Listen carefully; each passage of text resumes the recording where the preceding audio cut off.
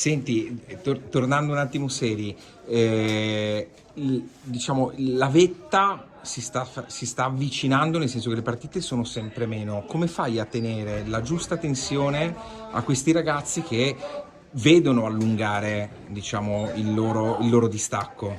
Ma sono bravi loro, è chiaro che non ci possiamo concedere momenti di pausa.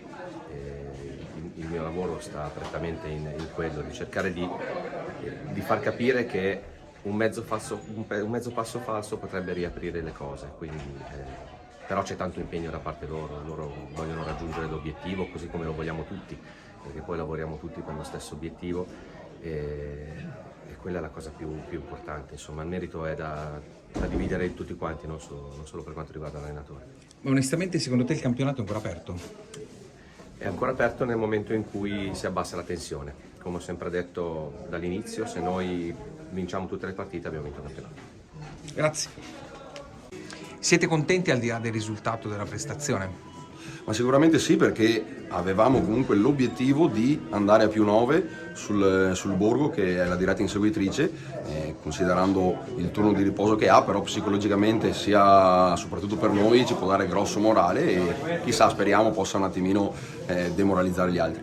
Come si dice, testa alla prossima è l'Atletico Squarà, che comunque non è da sottovalutare. No, come nessuna partita, noi non stiamo facendo assolutamente nessun calcolo, ragioniamo di partita in partita e dobbiamo, come stiamo facendo, interpretare molto bene le partite all'inizio con grande intensità, andare forte e cercare di chiudere il primo tempo per poi cercare anche di divertirci di più. Senti, quanto conta diciamo, l'esperienza anche data dall'età, insomma, rispetto a un gruppo che ha tanti giovani ma anche insomma, persone un pochino più esperte?